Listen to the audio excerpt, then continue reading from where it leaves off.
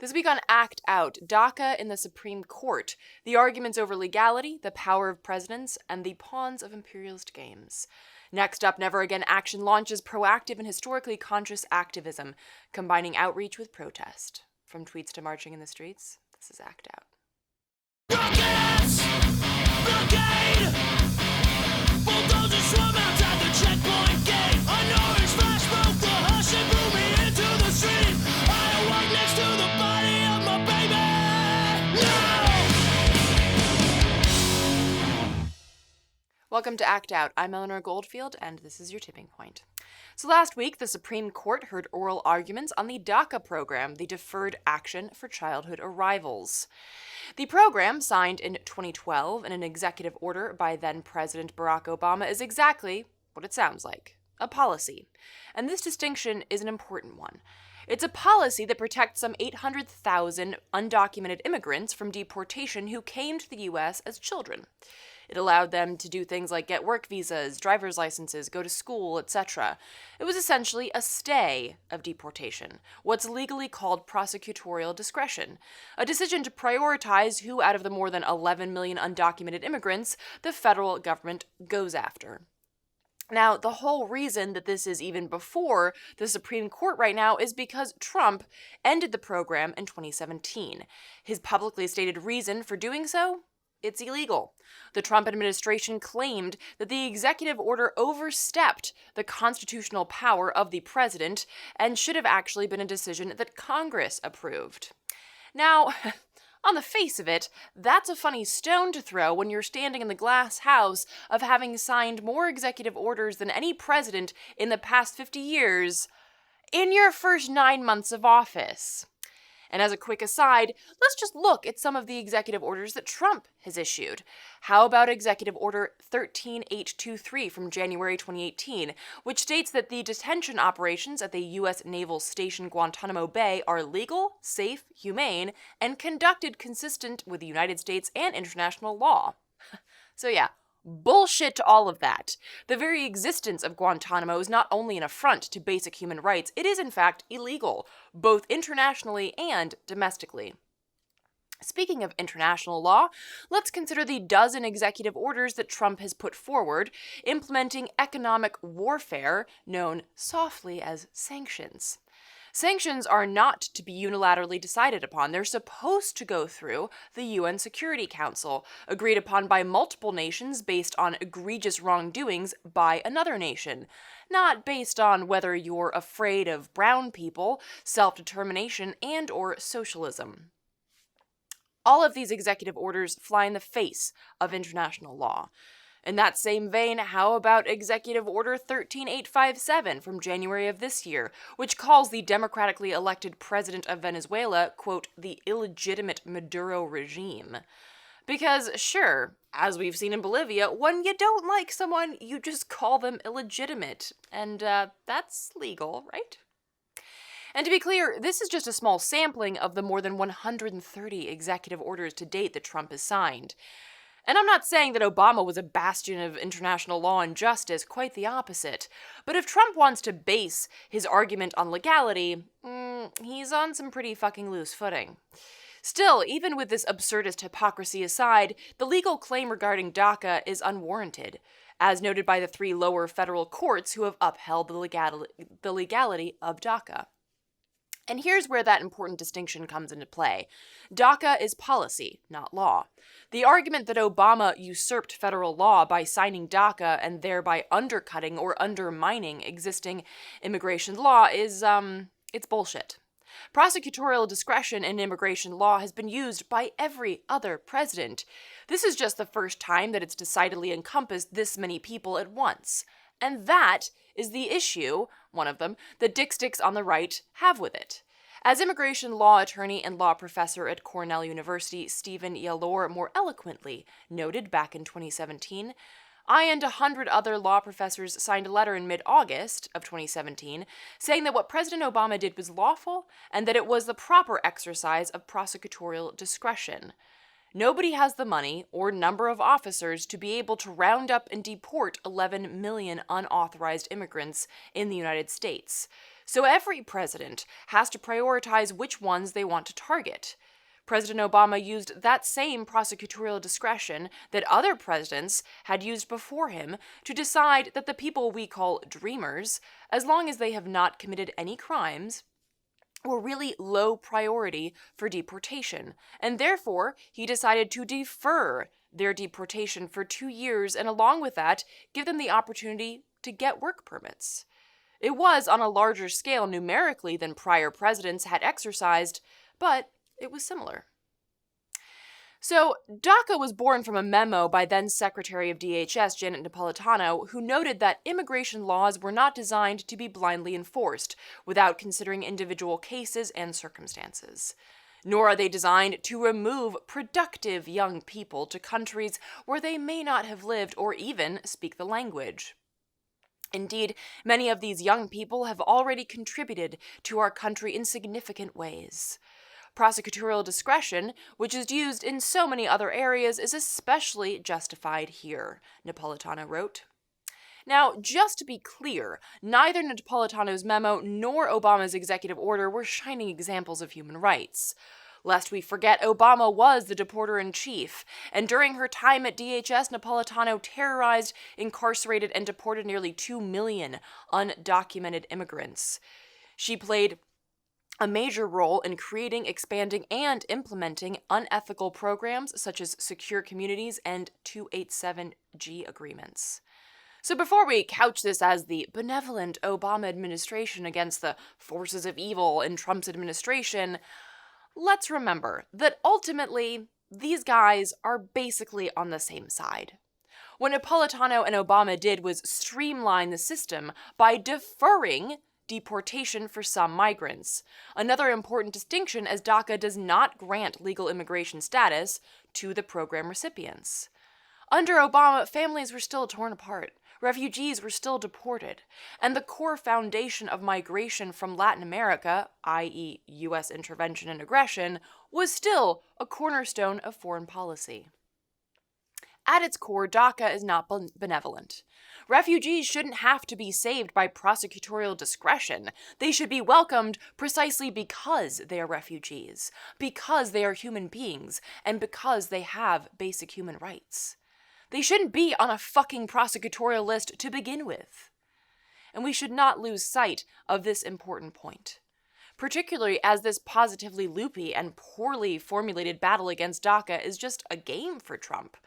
His own waffling in one single tweet on the day the Supreme Court heard arguments merely highlights how little he knows and cares about the outcome of this case.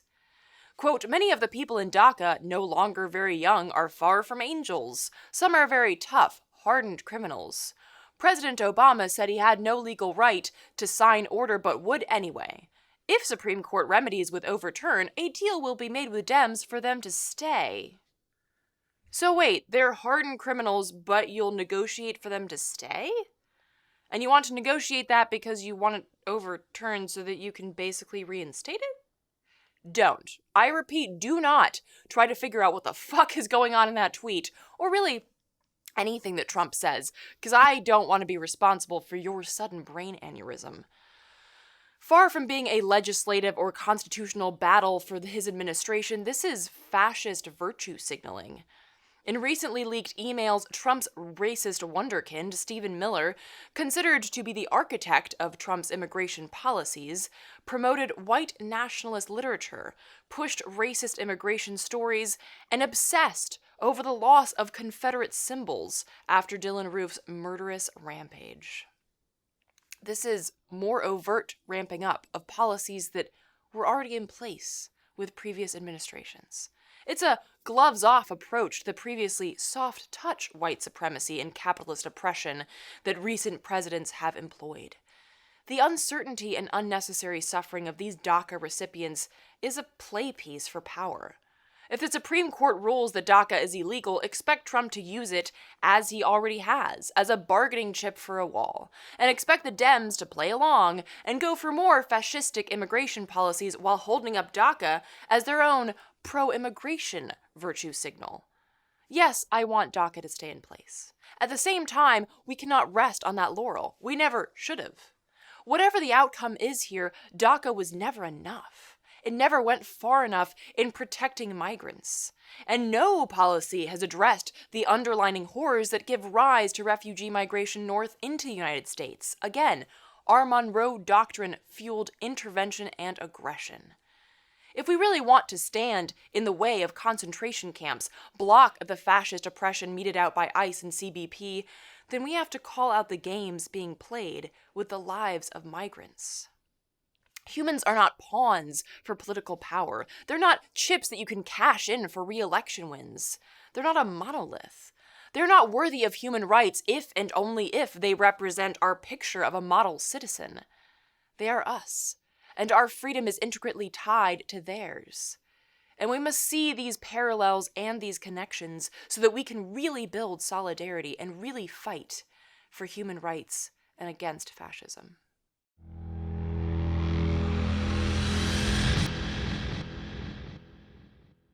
And on the subject of fighting fascism and connecting issues, a while back we sat down with Leah Fuhr from Never Again Action to discuss how the Jewish community is highlighting the rise of fascism that preceded the Holocaust to what's happening right now in the U.S. From publicly condemning U.S. concentration camps to facilitating outreach and retraining for ICE workers, Never Again Action represents proactive and historically conscious activism.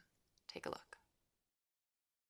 4 or 5 months ago, Representative Alexandria Ocasio-Cortez, sometimes known as AOC, had tweeted out a mention of concentration camps in connection and kind of making an analogy to what our current government is doing with the detention camps for the Latino immigrants. And so there was and she used Never Again in there, I think.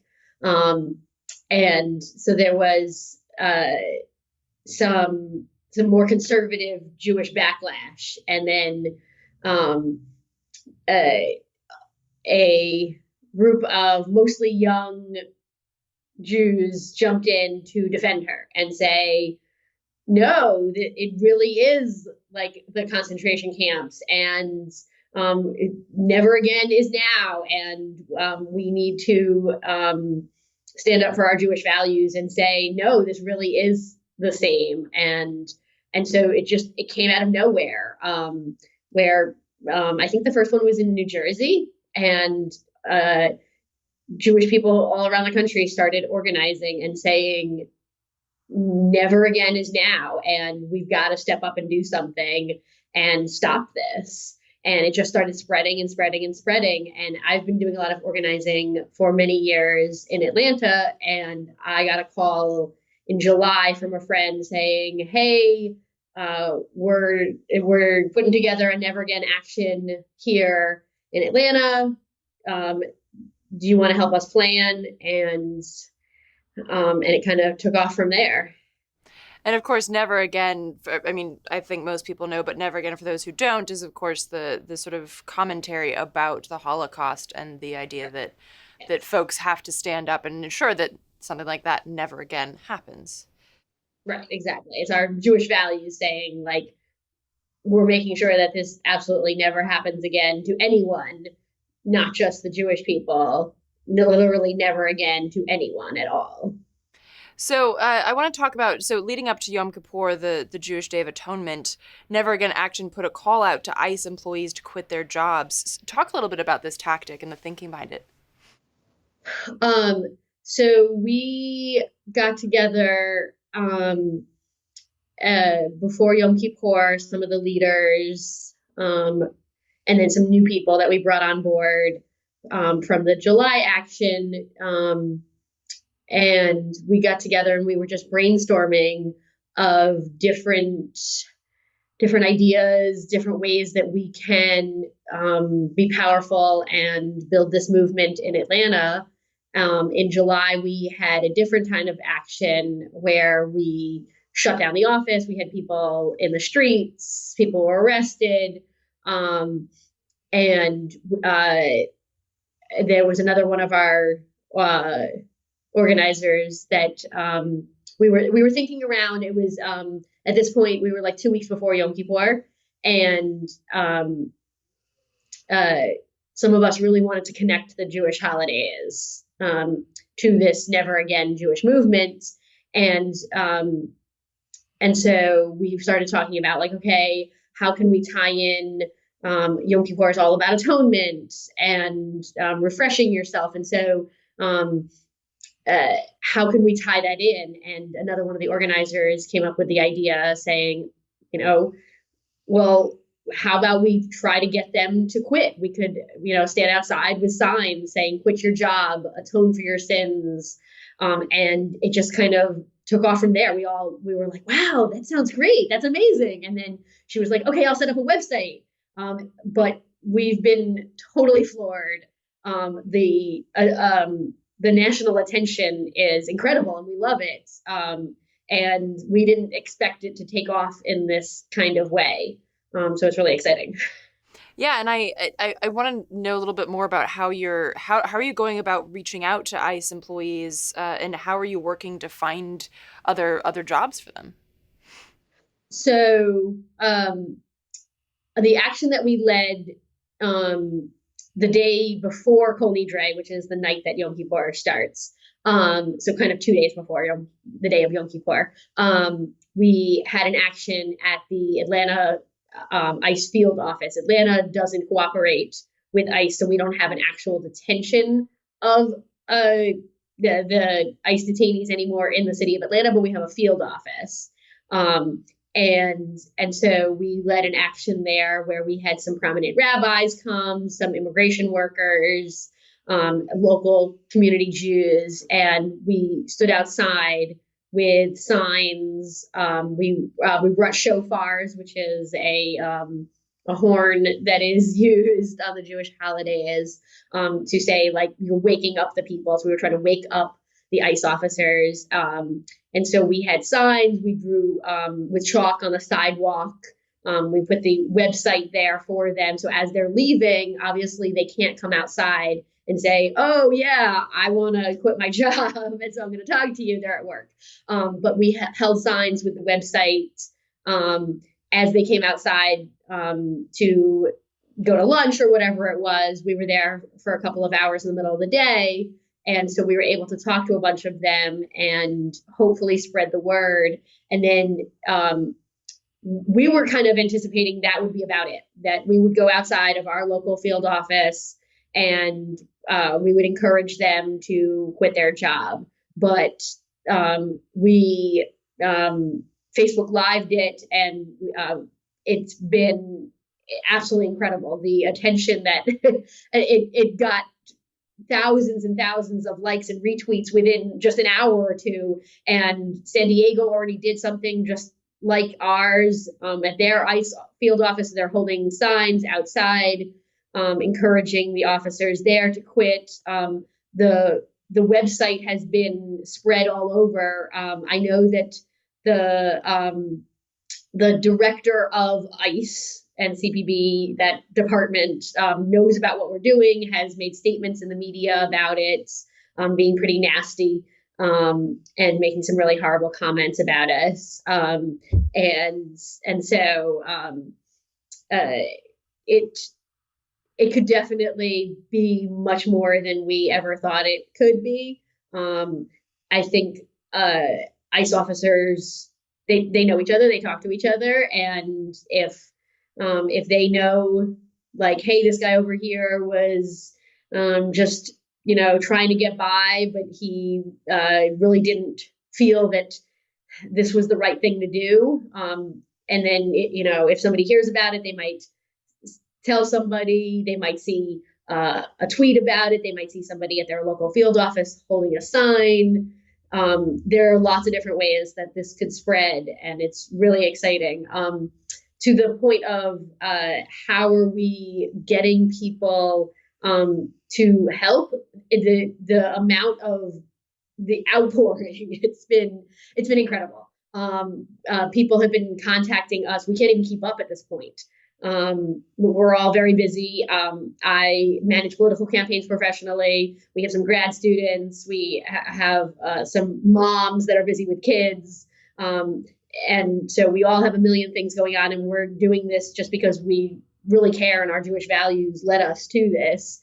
And so we're overwhelmed with the amount of support that we're getting from people that want to, they're emailing us and they're Facebook messaging us and saying, hey, I want to help out with career advice, resume writing, whatever it is. And so we're in the process of vetting these people, the ICE officers and the CPB officers that have contacted us to get help. And so we're in the process of vetting them and communicating with them. And then once we go through that process, we'll be able to connect them with people, career advisors, and people that can help them actually take those real steps. And I'm curious too, because there's oftentimes with this kind of work, you see this in environmental work too. There's the sort of juxtaposition between demonizing like the coal miner or whatever, and then also trying to find a different job. And kind of the same thing is happening here. But do you feel that because there's a demonization of ICE and CBP that people are more interested in quitting their jobs? Like, do you feel like here that actually has to go hand in hand? I think that there would be definitely people who recognize that this is immoral, and would leave even without the national attention and the national outcry from people. But I do think that the attention on it has helped people recognize that, like, oh, maybe what I'm doing is not right, and maybe I should be doing something else. I think that it helps us like spread the movement and build and get connections more. And I think there's so much focus on it because so many people are really seeing, wow, what is going on, that this is creeping very close to what was happening in Europe in the 1920s and then the 1930s and eventually the 1940s. And we've got to make sure that we stop it. And I do think that there's an attention on it. I think that it has helped us increase the awareness of our movement, for sure. And with that sort of idea, because some people have made the point that, like, oh, well, these aren't death camps. It's not like the Holocaust. What would be your response in terms of making those connections and drawing parallels that are not the exact same, but like you said, are similar in their trajectory? So the death camps didn't even start until the 1940s, but the steps started in the 1920s to get there, and that's where we are now. I went to the National Holocaust Museum in Washington, D.C. a few months ago when I was there for an advocacy visit. I just had an extra few hours and I went and I cried like I've never before in the propaganda section, the very front.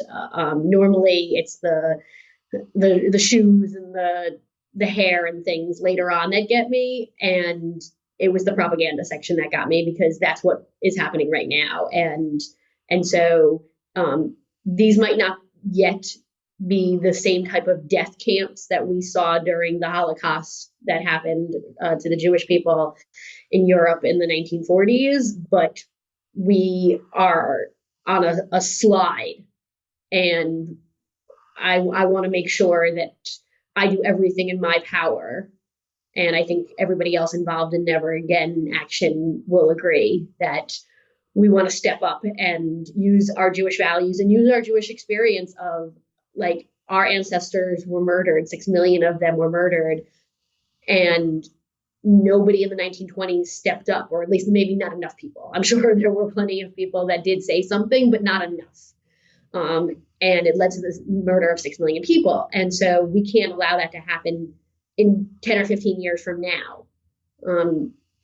And so we want to make sure that we do everything we possibly can to step up and stop that and reverse it now. So just to be clear, you're based in Atlanta, but but the ability for folks to reach out to Never Again Action and get this help is nationwide. Yes, correct. We had planned on really being much more of a local movement, and then within a few hours we had people around the country retweeting us, and so we instantly decided, like, wow, this can be a national movement.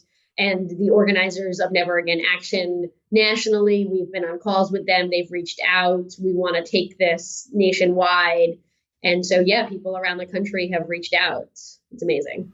Yeah, it is fantastic. And again, like, another thing that I really like about it is that it's proactive, as opposed to, I think, a lot of times with issues like ICE or, environmental or really anything, we often feel like we're back on our heels and we're just reacting to things that happen.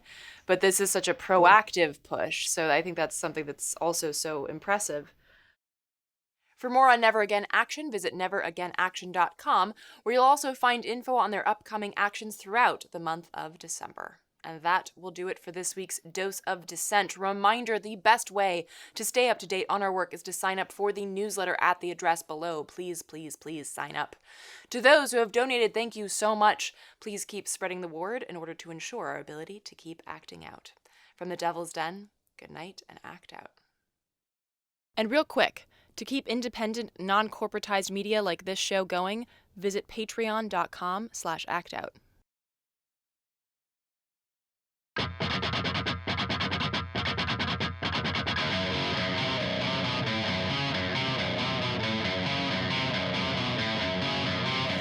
can hear the boots are stomping. Come on, boys, let's get some rocks to throw. I can't stand to hear my father cry anymore. Sometimes we left one of you motherfuckers dead in the road. We've been begging up inch by inch, we got nowhere else to go. It's been too many years since you pushed and served my shove. I'm not a violent man, but I will kill for what I love. Time we left one of you motherfuckers dead in the road.